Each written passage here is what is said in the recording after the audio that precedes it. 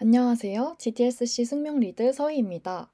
저는 2021-2022 솔루션 챌린지에 참가해서 두 번 모두 탑50에 진출해 오늘 발표를 하게 되었는데요.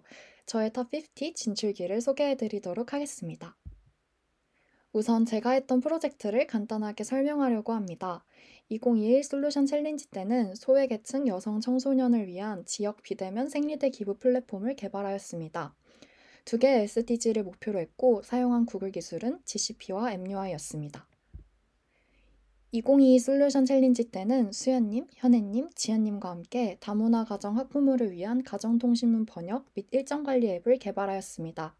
이때도 두 개의 SDG를 목표로 했고 사용한 구글 기술은 GCP와 버트였습니다. 2021 솔루션 챌린지에 참가했을 때 어려운 점들이 많았는데요. 그 전까지는 데이터 분석가를 한다고 다른 공부만 하다가 이제야 리액트를 시작해서 생초보에다가 프론트엔드 개발자는 저 혼자뿐이었어요. 게다가 팀원 모두 이게 거의 첫 팀 프로젝트였고 이제 3학년이 시작되는데 학기 중에 개발을 시작해서 한 달 만에 마무리를 해야 되는 쉽지 않은 상황이었습니다. 그럼에도 저는 두 번 모두 탑50에 진출을 하였는데요. 대체 저는 탑50를 어떻게 간 걸까요? 바로 이야기가 중요하기 때문입니다. 탑50까지는 기획이 정말 큰 부분을 차지하고 프로젝트 내용을 폼과 데모에 잘 녹여냈는지가 중요합니다. 솔루션 챌린지 목표 자체가 구글 기술을 이용해 UN의 17가지 지속가능 발전 목표를 해결하는 것이다 보니 기획 단계에서 해결하고자 하는 문제 정의를 확실하게 하고 가야 합니다. 이번에는 솔루션 챌린지 가이드에서 효과적으로 문제를 설명하는 방법을 별도로 알려주고 있으니까 한번 더 확인해 봅시다. 현재 우리 지역 사회에서 빨리 해결해야 하는 중요한 문제여야 되고, 문제는 명료하고 간단하게 표현이 되어야 하고, 설명이 길어지면 안 됩니다. 타겟을 확실하게 정하셔서 누가 이 문제를 겪고 있고, 정확히 무엇이 문제고, 언제 어디에서 문제가 발생하고 있고, 왜 이게 문제가 되는지 정말 꼼꼼하게 생각하셔야 합니다. 1월에 진행할 디자인 스프린트 후에 동료 피드백을 받으면 놓친 부분을 확인하기 좋을 거예요. 제가 했던 두 프로젝트에서 문제 정의와 솔루션을 예제로 들어보겠습니다. 블루밍 때는 소외계층 여성 청소년이 생리대를 구매할 수 없어서 깔창 생리대를 사용하는 문제가 있었습니다. 평균 연간 65일의 생리기간이 있기에 생리대는 매우 중요한 물품인데요. 깔창 생리대 기사가 보도된 지 5년이 지났는데도 여전히 지원을 받지 못하는 청소년들이 많았습니다. 그래서 지역 비대면 생리대 기부 플랫폼이라는 솔루션을 도출했습니다. 노티노트 때는 한국어에 서툰 다문화 가정 학부모가 가정통신문을 제대로 이해하지 못하는 경우가 많은데 주로 가정통신문으로 학교 공지가 전달되기 때문에 중요한 정보를 놓칠 때가 있었습니다. 한국에서는 초등학생 자녀의 학교 생활을 학부모가 많이 챙겨줘야 하는데요. 다문화 가정이 증가하고 있는 반면 교육 불평등이 여전히 존재했습니다. 그래서 가정통신문을 번역하고 아이별로 일정을 관리할 수 있는 앱을 개발하고자 했습니다. 문제와 솔루션을 잘 정했다면 이 서비스가 정말로 사용자들에게 도움을 줄 수 있을지도 잘 고민해야 합니다. 저는 두 번의 프로젝트 모두에서 이 기능이 문제 해결에 유용할지, 어떻게 제공해야 사용하기 편할지 정말 고민을 많이 했습니다.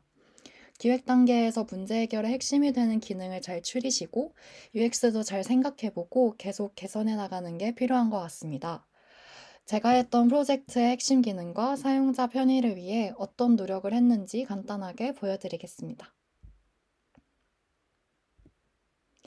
블루밍은 지역별 센터 정보와 생리대 개수 현황을 확인하고 생리대를 기부하거나 수령하는 폼을 제출하는 것을 핵심 기능으로 잡아서 개발을 했습니다. 이 기능들을 한눈에 볼 수 있고 직관적으로 이해할 수 있게 디자인을 했고 랜딩 페이지를 이용해 누굴 위한 서비스고 어떻게 사용하는 건지 설명을 했습니다. 노티노트는 가정통신문을 번역하고 아이별로 일정을 관리하는 앱이었기에 핵심 기능은 가정통신문을 번역하고 가정통신문에 있는 일정을 추출해서 캘린더에 추가하는 것이었습니다. 그리고 언제든지 지난 가정통신문 번역문과 일정을 확인할 수 있는 검색 기능까지 제공을 해주었는데요. 이 모든 기능을 홈 화면에서 한눈에 확인할 수 있게 하였고 처음 서비스를 이용하는 사람도 쉽게 사용할 수 있게 직관적인 UI를 구성했습니다. 이번에도 마찬가지로 랜딩 페이지를 통해 서비스를 설명했고, 앱내 텍스트로 한국어를 포함하여 한국에 있는 높은 비율을 차지하는 다문화 가정 출신 국가의 언어까지 총 7개의 언어를 지원하였습니다. 정리하자면 어떤 문제를 해결할 것인지가 명확하고 어떤 사람이 사용할 것인지를 충분히 고려하는 게 중요합니다. 그리고 점수를 매기는 대회니까 당연히 평가 기준에 잘 맞추는 게 중요하겠죠? 기획이 잘 되었다면 평가 기준을 잘 생각하면서 프로젝트를 착착 진행하시면 됩니다. 평가 기준을 보시면 어떤 포인트들을 챙겨야 하는지 파악하실 수 있을 거예요. 우선 문제 정의를 잘 하셨다면 1번 항목에서 5포인트는 가져가실 수 있겠네요. 근데 이 항목들을 심사위원단이 어떻게 확인하고 검증할 수 있을까요? 개발을 끝낸 후 여러분이 반드시 제출해야 하는 폼과 데모를 통해 확인할 수 있습니다. 그러니 열심히 한 프로젝트를 잘 설명하려면 폼과 데모가 정말 중요하겠죠? 제출하실 폼에 써야 하는 항목들인데요. 이 항목들을 잘 채우려면 아까 말씀드렸듯이 기획이 탄탄해야 하고 팀원 모두 프로젝트를 잘 이해하고 있어야 해요. 평소에 정기적인 회의와 문서화도 잘 해두세요. 그리고 데모 비디오는 서미션 폼의 가이드와 작년 탑10 영상을 참고하라고도 나와 있어요. 근데 생각보다 가이드를 잘 지키지 않고 탑10 영상을 보지 않는 분들이 많더라고요. 좋은 사례들을 잘 분석하고 최대한 주어진 힌트들을 잘 주어서 반영해 보세요. 이렇게 저렇게 해서 탑50에 진출하면 어떤 혜택이 있냐면요. 다양한 분야의 구글러에게 멘토링을 받을 수 있고 티셔츠와 스티커를 받고 서티피킷까지 받는답니다. 2022 솔루션 챌린지 때는 총 4번의 멘토링을 받을 수 있었고 저희는 머신러닝, UI, UX 멘토링을 받았는데 정말 멘토링을 잘해주셔서 짧은 기간 동안 많이 성장할 수 있는 기회였습니다. 지금까지의 발표를 들었을 때 여전히 이런 생각을 갖고 계신 분들도 있을 텐데요. 준결승 진출은 남 이야기 같아요. 자신 있는 기술 스택이 없어요. 팀 프로젝트 경험이 없어요. 이 세 개 모두 처음으로 솔루션 챌린지에 참가했을 때 저의 이야기예요. 저는 그럼에도 GDSC에 꽂힌 솔루션 챌린지에 참가해서 팀 프로젝트 진행 방법을 배우고 팀 프로젝트가 주는 묘미를 알았고 프론트엔드 개발의 매력에 빠져서 진로도 정할 수 있었어요. 리액트 초보였던 제가 이제는 외주도 하는 프론트엔드 개발자가 되었답니다.